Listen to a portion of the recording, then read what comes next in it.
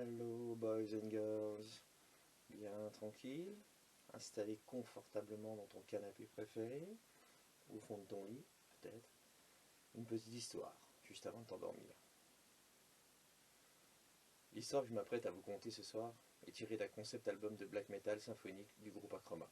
Il se nomme 7 et raconte l'histoire d'un avocat qui va être amené à traiter 7 affaires ayant chacune d'elles rapport avec les 7 péchés capitaux. J'ai pris exactement le texte des chansons de l'album, en y apportant un peu plus de précision. La première affaire sera sur 151 personnes vivaient dans cette ville maudite appelée Malville. Ce nom était donné par les villes voisines qui haïssaient surtout le bloc 223. Un asile, enfermant une cinquantaine d'êtres, des rebuts de la société, des fous, des dérangés mentalement étaient enfermés dans ses murs. Un lieu perché en une colline qui surplombait la ville, un lieu si froid d'apparence, on aurait pu penser que personne de sensé ne pouvait vivre ici. Mais justement, c'était bien là le problème. Le sens, la réalité des cellules exiguës, tout juste assez grandes pour vivre, ou plutôt survivre, dépassait tout entendement. Et dans cet enfer, tant de tourments, l'âme humaine se perd dans le néant. Qui pourrait comprendre ces sentiments? L'horreur de cet internement. La haine et la peur qui hantaient ces chambres capitonnées pour certaines, d'où sortaient quasiment tous les soirs des cris de démence que l'on pouvait entendre dans les communes voisines glacer le sang des habitants, qui ne rêvaient que de voir fermer cet antre de la folie. Mais pas si facile à faire.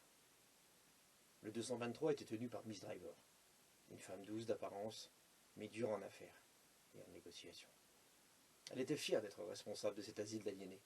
Pendant toutes ces années, 25 ans, 25 longues années où elle ne voulait recevoir de conseils de personne.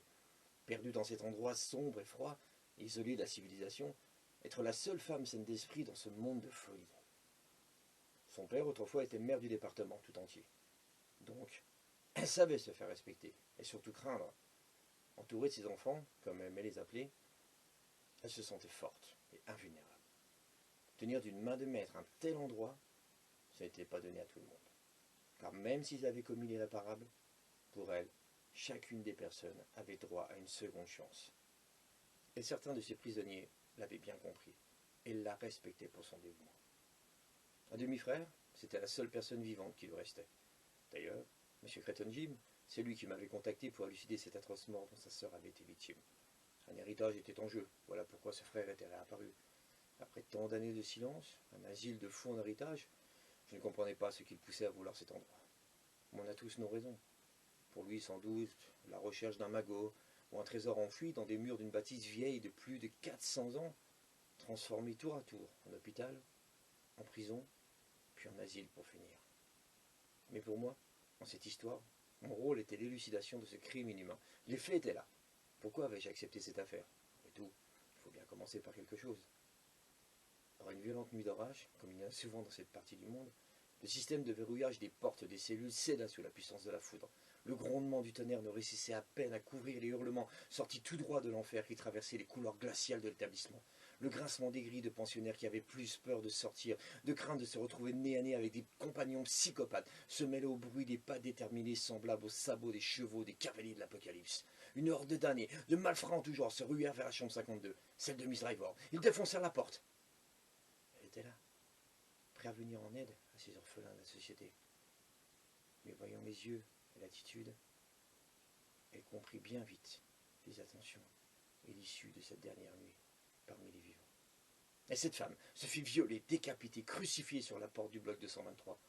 On la retrouva 7 semaines plus tard, avec des morsures humaines, des traces sur le corps que jamais la police n'avait encore vues auparavant, qui laissaient supposer une mort atroce et lente de la pauvre Miss Driver. À côté d'elle, on retrouva quelques pensionnaires, les plus attardés ou les plus amoureux, ceux qui pour eux, la reine-mère, comme ils aimaient l'appeler, avaient tout donné pour que leur peine soit plus agréable à passer entre ces murs. Ils étaient là, pleurant, protégeant le reste du corps de la directrice du bloc 223, à ne vouloir d'aide de personne, à vouloir subvenir seule à ses besoins. On finit par être orgueilleuse. Voilà, faire le procès de presque 50 hystériques criminels éparpillés dans la nature, telle était ma tâche. Je vous souhaite une agréable nuit, faite de beaux rêves.